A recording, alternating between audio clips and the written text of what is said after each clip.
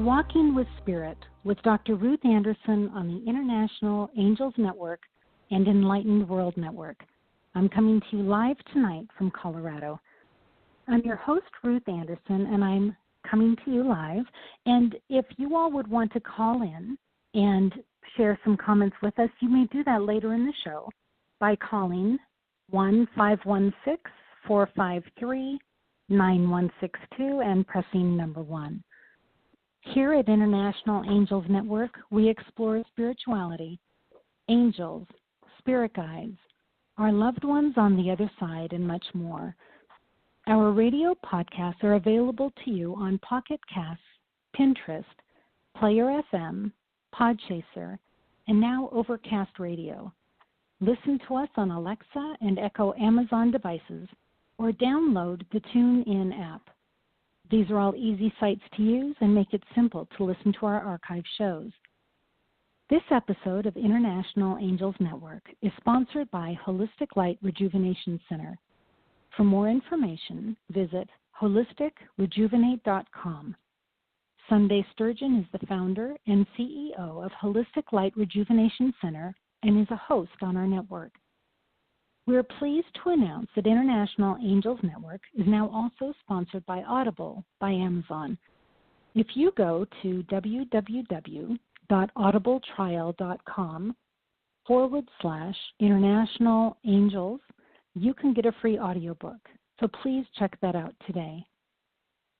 I would like to thank you for taking time out of your busy schedules to listen in.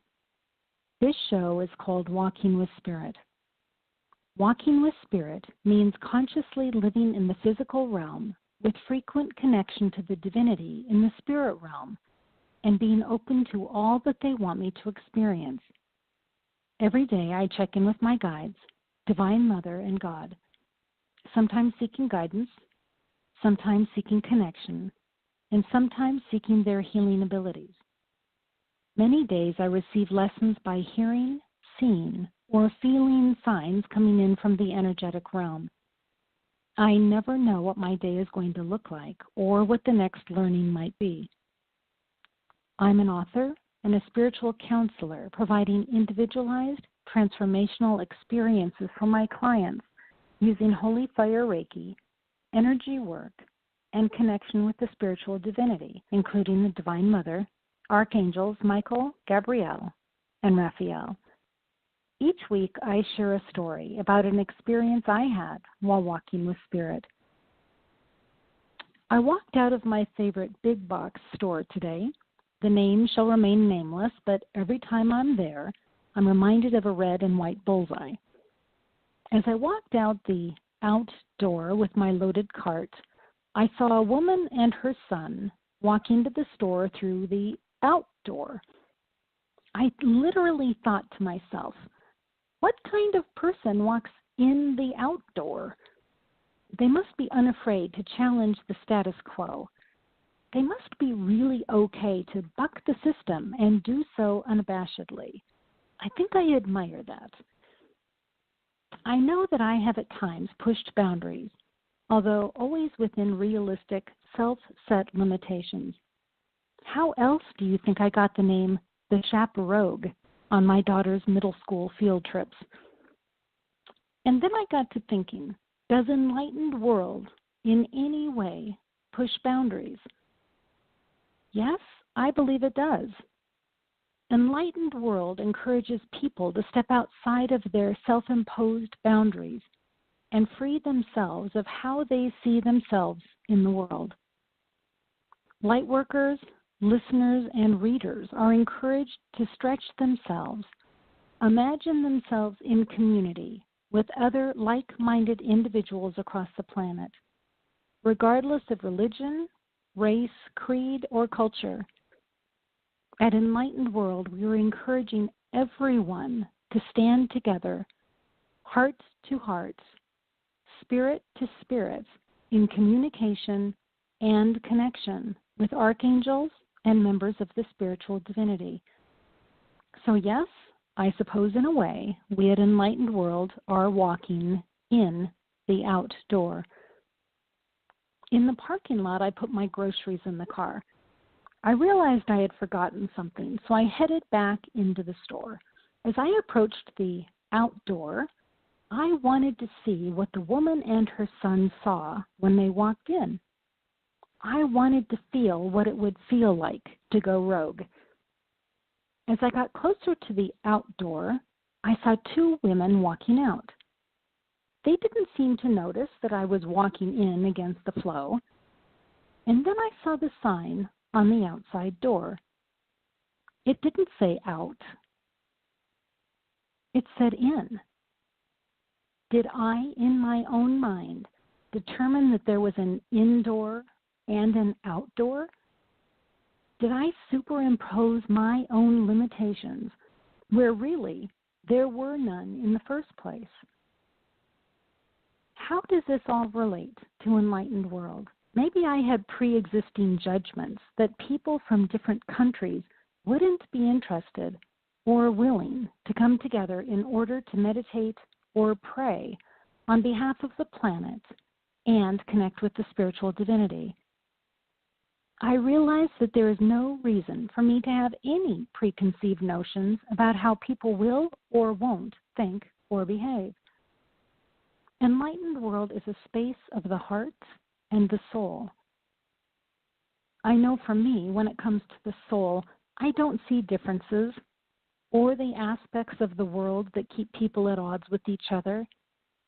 I just see acceptance and love. Enlightened World is a space, a place where souls who are seeking divine light and heart-to-heart connection with the spiritual divinity can find a sanctuary or a home. To learn more about Enlightened World, please check out www.enlightenedworld.online. This has been a tough few weeks, with the massacre in the synagogue in Philadelphia and one more horrific shooting last night, this one in Thousand Oaks, California. Our hearts go out to all involved, and my heart sinks at yet one more reminder of how far we are from living in the safe community that I know my heart longs for. At these times, I find solace in knowing that the archangels and Divine Mother are nearby. Now more than ever, I believe that people who love the light would benefit from coming together and standing strong in the knowledge that there is more to life than fear, hatred, and lower-level energy. Loving God and the archangels doesn't mean that nothing bad will happen to you. Let's face it, horrible things can happen to wonderful people, but knowing that the angels, the archangels, and Divine Mother hold such love for us can help us to feel that we are not alone. If you are feeling particularly sad or alone tonight, stay with us. Make yourself comfortable and feel yourself hugged, really hugged. With that, I would like to tell you about our guest this evening, Dr. Nancy Tarr Hart. She's our guest for week 2 of our 4-week mini-series called Working with Angels. Nancy Tarr Hart has a wide and varied history of personal and professional experience, encompassing 40-some years of business experience combined with theater experience as a performer, director, costumer, educator, and administrator.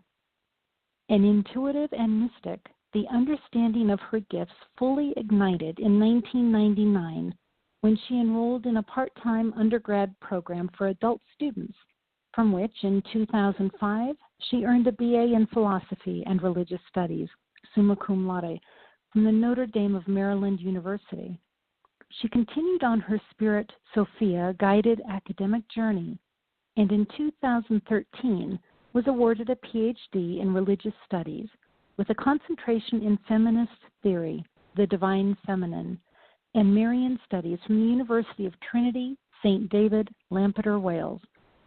Recently, she has come full circle academically and according to Spirit Sophia's plan, and is back at NDMU. This time as an assistant professor teaching courses in philosophy and religious studies.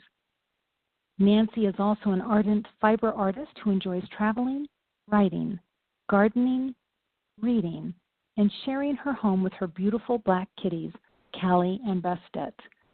Welcome, my dear Nancy, and thank you for joining us tonight. To be here. So, Nancy, today has been a tough day for several reasons. For some, it's political angst from the elections. For many of us, it's sadness and unease of the shootings again last night. And I know for me, when I'm feeling distressed, I go inwards to meditation and prayer, and I surround myself with loved ones. And those two things help ground me and bring me comfort.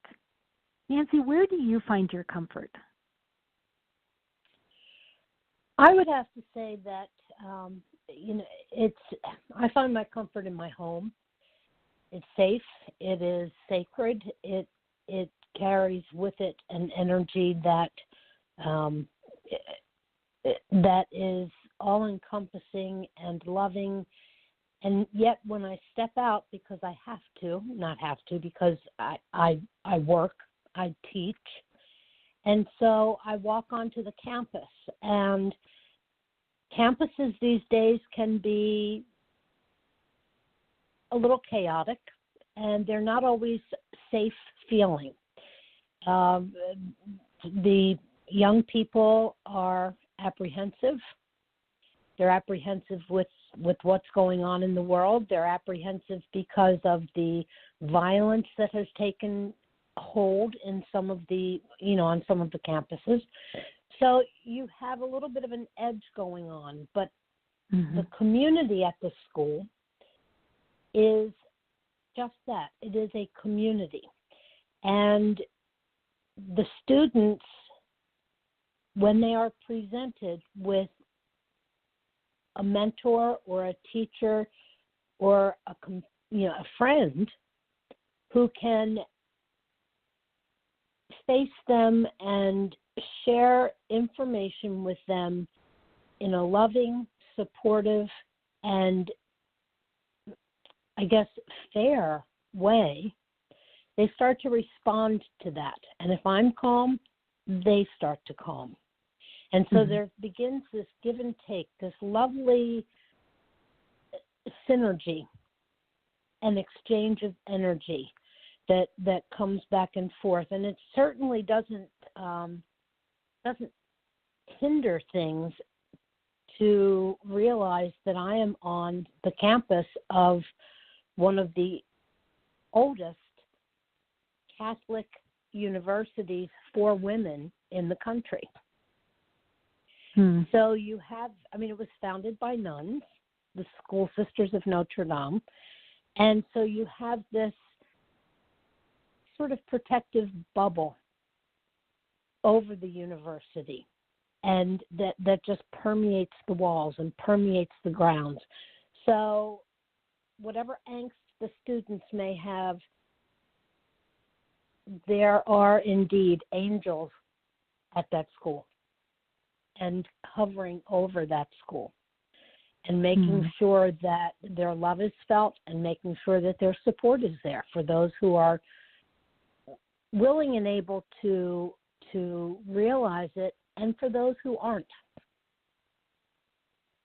I don't know if I really answered the question. I hope that I did, but I find my comfort by comforting others and by being in my home so that I can recharge and release those things which don't belong to me, which I have a very bad habit of taking on things for other people.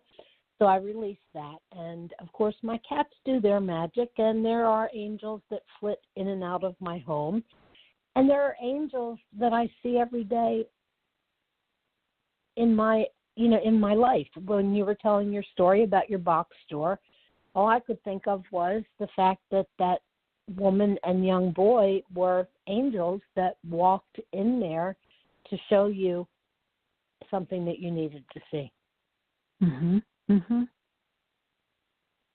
They're here with us all the time, seen and unseen. And so that's how I start to, I feel like the way that we heal is through loving interaction with others, is through relationship and community. And that's what's lacking right now, and that's what's got people. I think that's part of what has people teetering on that place of not being sure what's going to happen next, or being prey to, no, that's a bad word, being adversely affected by the events, and they are, things are not good all the time. Mm-hmm. And how do we deal with that? And teach a course called The Problem of Evil. And one of the only real conclusion that we can, that we ever come up with is it's how we respond to it. Our response is what shifts something, which it gives it. We may never understand the meaning behind something, but our response can dictate how we move forward or how we don't move forward. Yes, I see that and I understand that. And I am thinking of a gentleman in a class that I've been doing. It's actually a 6-month class of every morning of the weekdays. And John Pogachar is his name. He lives in Spokane, Washington. And he, a couple weeks ago, decided that he wanted to make a difference. He wanted to make a positive difference, and in an anonymous way, which actually right now is not very anonymous. But he got the idea to put up a billboard in Spokane that says nothing more than the word love. And there's no phone number to call. There's no sponsored by, any corporation. It's only the word love. And John's thinking was, if he could impact someone that's driving by and they stop and think for a minute, I have the ability to get out of fear. I have the ability to get out of anger, and I can actually think about love for a minute, that could impact that person's family. If that driver goes home and instead of yelling at his wife or his son, goes home and actually says something kind because he's now thinking from a place of love, that could really have a ripple effect and make a difference for people. So there are, at this point, I believe, going to be 8 of these love billboards, and I myself am working to get 3 of them put up in Denver, because I believe that that's one thing that I can do that can maybe make a difference for somebody else. And I find that when I'm afraid of things that are happening out into the world, I can feel empowered if I will actually do something rather than just sitting there being afraid. And I would just like to encourage people, if you are feeling fearful, to see what you can do to make a difference yourself. And one person can make a huge difference, whether it's just by being nice to somebody in the grocery store at checkout, or not slamming on your horn when somebody's a little slow to make the turn. But just one at a time, we can all actually make a difference. And I encourage our listeners to think about how they can personally make a difference in our world right now. We really need positivity in any way, shape, or form. I agree, and I think that those billboards are a lovely idea. And I think too that your suggestion, of not slamming on the horn, or I think it is as simple as just looking at somebody and smiling. Mm-hmm. Mm-hmm. How often do we really look at people when we're walking down the street? And that little bit of eye contact, or just to say good morning to someone, or hello. I found myself the other day, I shouldn't probably tell this story, but I will anyway. I didn't have my glasses on. I have a habit of, hanging them on the neck of my shirt, because I can't read with them on, but I have a problem with distance. So did not have my glasses on, and somebody was walking up the hallway toward where I was, and they waved, and I thought they were waving at me. And so I waved back, and I said, hi. And as they got closer, I realized I had no idea who they were. They had been waving at somebody behind me. But they looked at me, and they just beamed, and they said, hello, it's good. It's nice to see you. I said, well, it's nice to be seen. And then I was like, well, okay, so they think I'm a crazy lady, but that's okay too. But it brought a smile to them, and it ended up bringing a smile to me. Felt a little foolish, but that's all right. I feel foolish a lot of the time because I, talk to people I don't know, and babies smile in the grocery store and everything. And so it's just that little bit extra. And it's pulling us up and out of ourselves when we do that. It's pulling ourselves out of the fear that tends to want to grab hold of us. And fear is so heavy. And it pulls us down, and it keeps us mired in this, in the what I call the muck. The muck of fear, and then that fear becomes more intense, and it can turn its way into, it can manifest or display itself as hatred. And so, and of course, they say that anger and hatred are fear turned inside out. That's right. So what we see is, so if we can just say, I'm not, if I can just say hi to somebody or not be afraid of this person who appears to be different than I am. If I can talk to somebody and get to know them. And I think that as a society, we have become more individualized. How many restaurants do you walk into and you see people sitting at tables who are all sitting on their phones? They all have their faces in their phones. Because that's where our interactions tend to be most of the time now.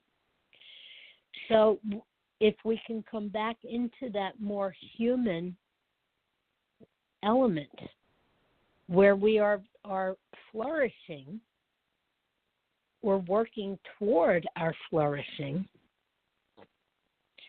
and getting ourselves to that place of transcendence, which is where we are, one, working in the fullness of our humanity, and two, understanding that we are part of something larger than our own self. Right out of it, right out of proximity to us. And allows us to help others to do the same thing. So, I just think that if we can remember that we are part of something larger, and it's not just a community of us earthlings, right? It's a larger community, and we really have kind of lost. I really think we've lost sight of that over the years, and I'm glad for programs like this and opportunities like this and billboards and being out teaching and being able to teach. I teach a course right now called Human Flourishing, where we talk about these things. And to watch the transformation of some of these students from the beginning of the semester until now, and to hear them say, I thought about what we talked about in class, or I've had them do a gratitude journal. Because when we can write down one thing a day that we're grateful for, that aligns us with the love and support that comes from others to us. Mm-hmm. That makes sense? It does. It makes perfect sense. So, Nancy, you're talking about our being part of a larger collective community, and I know that for me, being a part of that larger community includes angels and archangels and the Divine Mother and Christ and God. I mean, that's part of my larger community. And I know that you have had experiences with angels, and the name of your show here tonight is Angels Surround Us. Can you share with me, when were you first aware of angels? I would say that I was first aware of them as a child. Mm-hmm. We had a book it was a book of children's prayers, and there was one where you named like 3 or 4 angel names at the beginning of the prayer. And I remember knowing that those angels were standing around my bed at night, that they were watching me and they were protecting me and guarding me.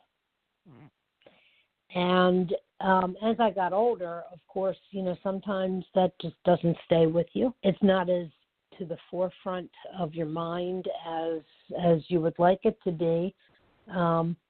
But I know that certainly there have been times also in my life when angels from the ethereal world have basically saved my life.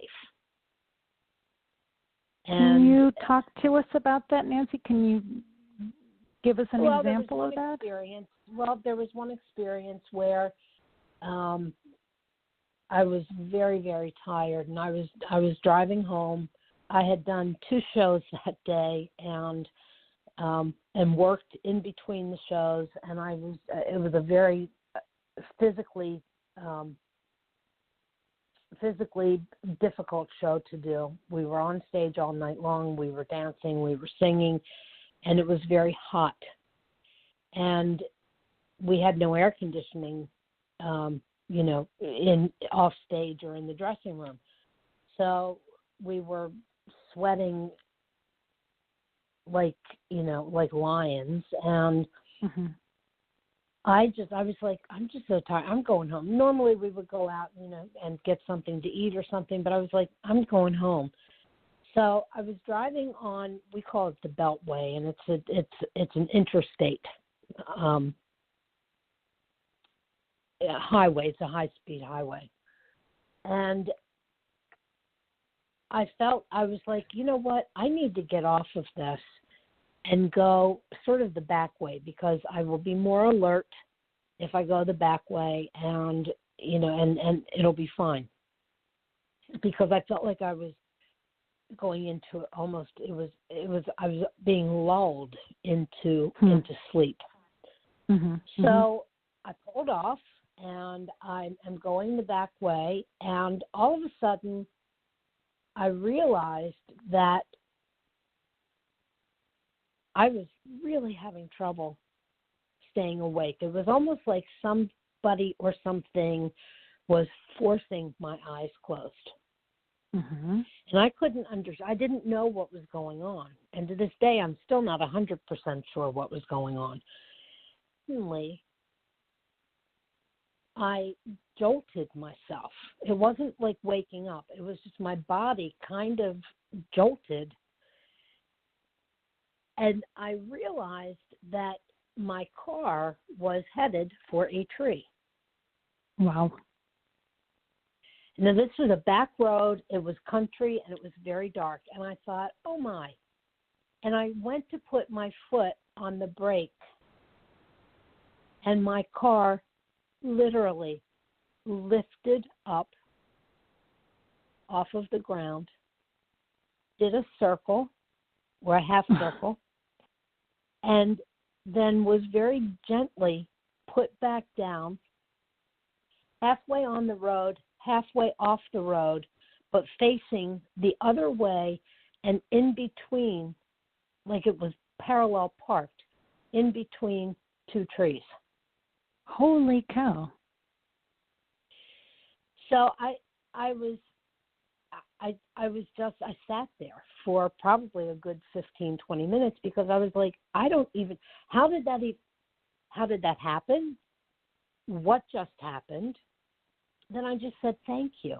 And I heard, you're welcome. I have been down that road easily 200 to 300 times since then. I have never been able to find those two trees. Oh, gosh. Huh. I've never been able to find that space. What I have found is the tree that my car was headed for, or I thought it was headed for. So I realized that I was picked up and put into an alternate universe for a few minutes, into a safe zone. And it was a protective safe zone. Again, I'm not 100% sure why, only to raise my awareness. And to say, it's not time for you yet. Right. It wasn't time for you yet. Exactly. So that was one time. And certainly there have been, there have been a couple other times. And when I say angels surround us, another time was that I was, there's a lot of things are associated with me in cars or me in travel. And I was driving down a relatively busy street in Baltimore, and my car just stopped. Well, it had run out of gas, of course. I had not checked it, and this was probably 30 years ago when, gas stations were not maybe as prevalent as they are today. And I was like, oh, great. Okay, I guess I had no gas can. I was like, I guess I'm going to have to walk. Well, all of a sudden this car pulls up and says, hi, what's the problem? I said, I think I'm out of gas. I says, hop in. I'll take you to the gas station and we'll fill up he said, I've got a gas can. I'll fill it up for you. And I said, that's all right. And he said, come on, I'll take you. I jumped in the car. He took me to the gas station. He filled up poured the gas in the car. I said, please let me pay you for this. He said, nope. He said, this was my gift to you. Aww.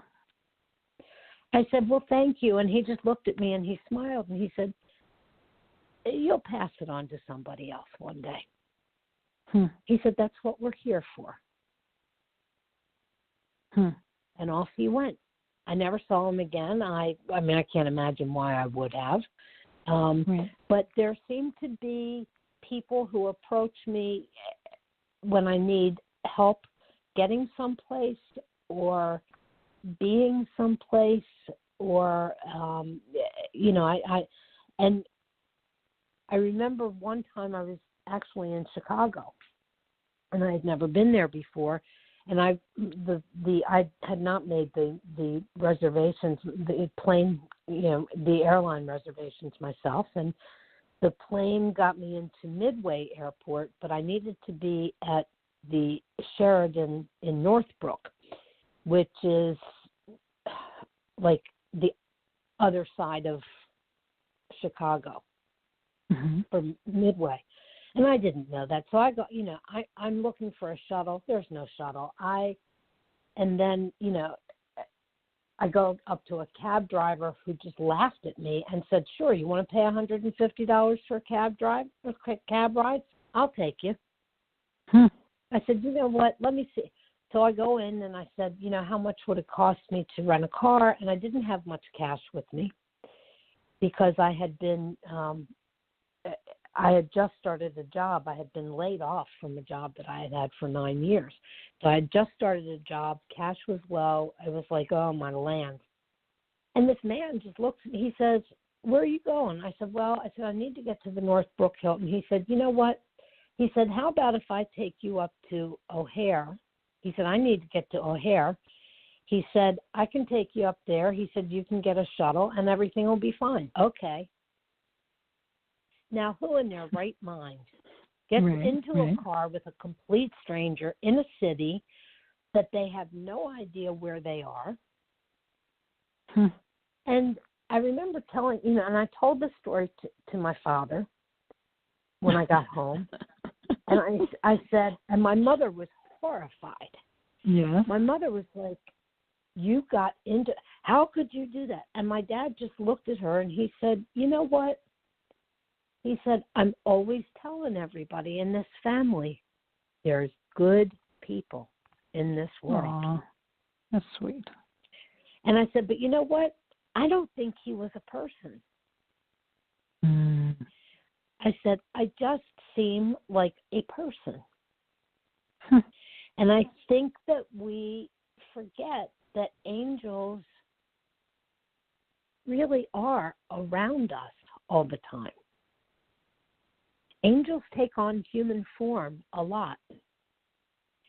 And whether they're actually taking on form or whether they're just appearing that way to us so that they can get their message through without, especially to those people who may be totally freaked out. Right. If they see them energetically, or think they're having some sort of an episode or something, and I even right now as I'm speaking, I'm seeing, lights going off in the corners of my living room, little glitters of light, and and hearing thank yous, and you can hear the music once in a while, and I used to hear angels singing in church, and I still will hear them if I go into cathedrals or churches when I travel. I usually can see the angels will appear up near the ceilings, up in the high spaces, sort of like on where the angels always perched in nativity scenes. Yes, that's kind of where they like to be up there. So I guess because it's closest to heaven. But I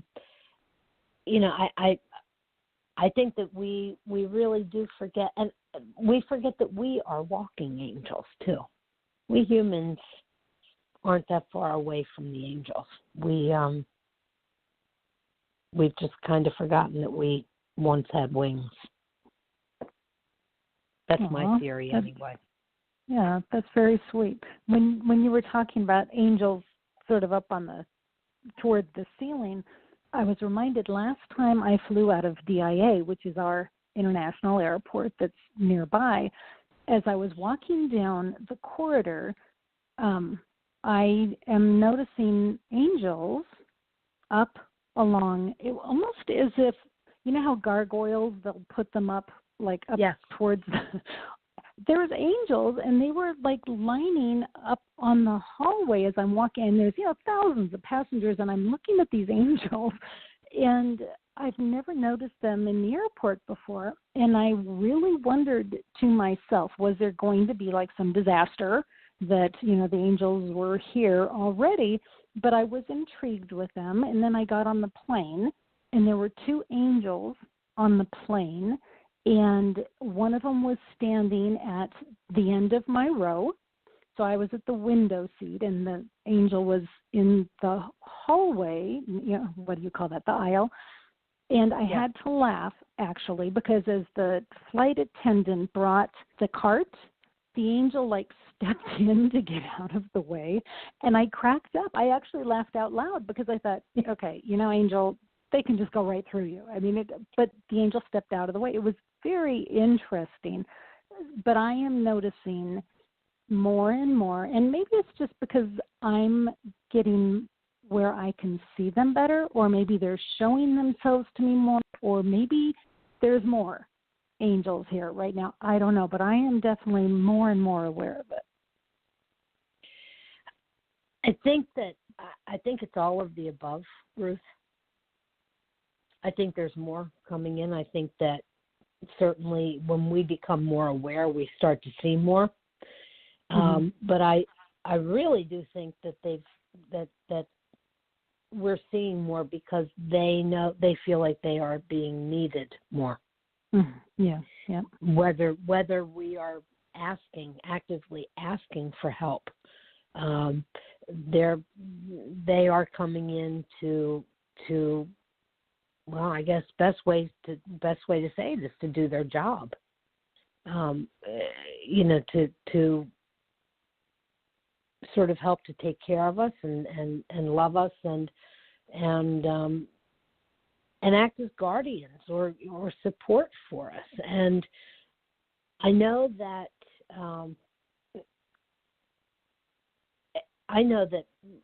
when I get on a plane for takeoff, and of course I do a lot of travel over to the United Kingdom, so that's a long flight.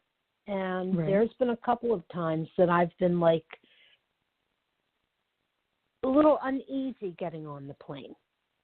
And not necessarily because I think something's going to happen. I may be sensing something from someone around me or something. So I always sort of say my little mantra about how I don't really want to be involved in somebody else's karma, please and thank you. But I also ask my angels to do their thing. And there are always, I see angels line up across, it's usually at least 2 of them and sometimes 3, depending on the size of the plane and the number of people in it, on each wing. And they're huge. And they rev up and they lift the plane up. And they fly with the plane across the ocean and then gently bring it down. And since I've been seeing that, I have never had a rough takeoff, landing, or flight. Because, and I'm always sure to thank them. Right. I'm always sure to thank them. I am not a big fan of, I love to travel. I really don't like flying that much, but I love to travel. So I know when I start to get a little nervous because of turbulence, I always ask Archangel Michael to please come in and calm the air in front of the plane. And every time I do that, darn if the air doesn't calm. The pilot will be on saying, put on your seatbelts, we're going to hit turbulence, and then I bring in Archangel Michael, and we don't. And it's been fascinating to watch and to intuitively envision what's happening out in front of the plane. Yeah, and I think that we don't understand a lot of the time, or maybe we just kind of forget that they are here to help us, and all we really have to do is ask. And their powers are, there's no limit to what they can do to help us. And calming the air. Think of that metaphorically, calming the air. If we called in angels right now and asked them to calm the air, calm the air that we're breathing here in the United States and around the world. Please calm the air and with peace and harmony. What would happen if everybody thought that for 1 second? Right, right. And breathe Well, that in. Right. That's part of what Enlightened World is bringing together is meditations for every day on the calendar. So I'm so excited about that. But Nancy, we have a caller online who would like to speak with us, and her name is Elisa. So Elisa, are you there?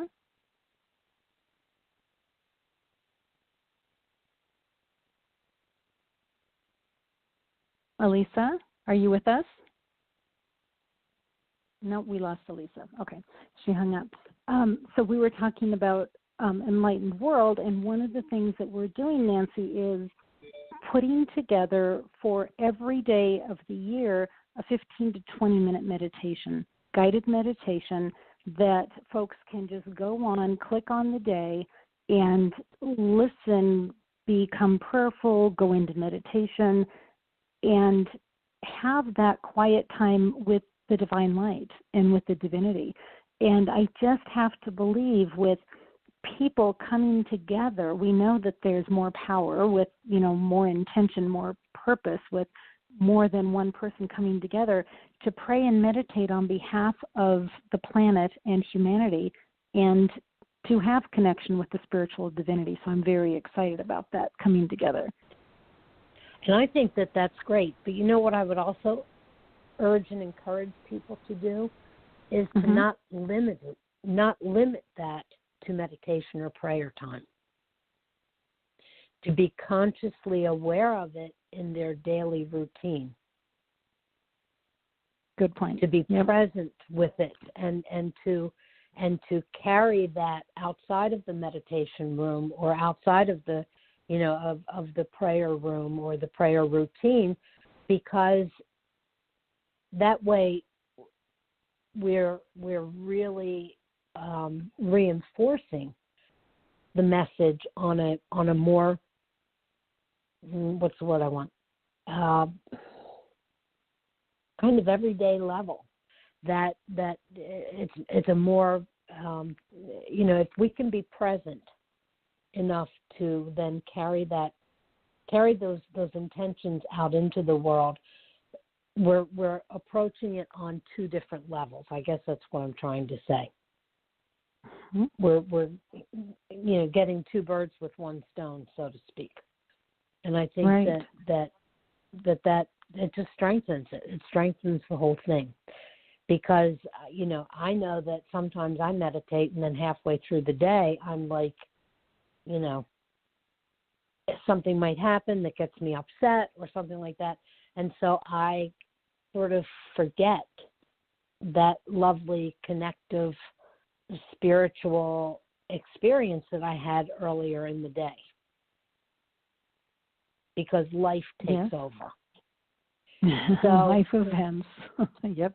Yeah. And so if we are able to then just have that mindfulness and be present in that so that carries us through. And that's something that, I learned there's a word called praxis, Praxis, which is,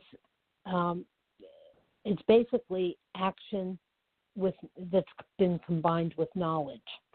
So it's approaching life with knowledge. It's approaching the way we treat people with the knowledge that if we treat them nicely, then we'll be different than if we didn't treat them nicely. Or it's caring for each other. So I think that it just really reinforces our spiritual practices and brings it into a let's walk with that every day.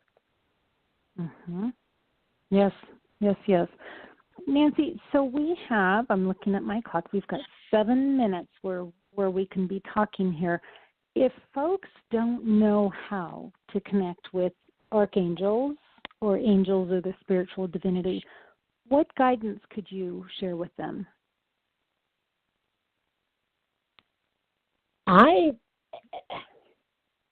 The guidance that I would give them is just to kind of, there may be a couple of things. One is just you can ask your guardian angel to make themselves known to you. You can ask to be given a sign that your angel is there. And you may find a little feather laying someplace, or, someone that you don't know may suddenly stop you and say hi and just keep, and you feel this love from a total stranger. You can just say, I'm asking my angels to come in and help me right now. And just close your eyes for help. Ask for the comfort of the angels and allow yourself just to calm yourself and see what happens. You will feel their love. If you can just ask them to come in close and to hold you and support you, and you will feel that love just enveloping you. I think it's as simple as just asking. You can go outside if you feel maybe that nature is something that really calls to you, and maybe you feel more spiritually attached and in touch when you're in nature. I think that the same thing, and maybe just look around you and look for light that seems to not be from the sun, because it's probably not. And you may see a beam of light, or you may see little sparkles of light that are coming into you. And maybe on the more just everyday level, if somebody wants to be in touch, look in the faces of children. Look around children, especially up to about 5 or 6 years old. You will most often see angels walking beside, behind, or hovering above children. And if you look in children's faces, I believe you see the faces of angels. And I really do think that we see the face of God when we look in each other's faces, if we allow ourselves to do that. So I think that but children have not yet, for the most part, children ages 5 and under are still very open and haven't been able to formulate judgments and have not closed themselves off to the miracles of those things that we really can't see, feel, or touch in the same way that we can see, feel, and touch our hand in front of our face. Mm-hmm. Those would be my suggestions. You may have other ones. What would you suggest to people? Well, I love all of those ideas, and just for me even, and I've been working with angels for, 5 years now, which compared to you is not that long, but just the last couple of days I've learned something new. The last couple of days I was shown like sparks of light that I hadn't seen before. So the first one I saw was this beautiful deep blue, and it was just like a flash. And I always turn to Archangel Michael first, and I asked him, was that an angel? And he said, yes. Well, it ended up that it was Archangel Raphael.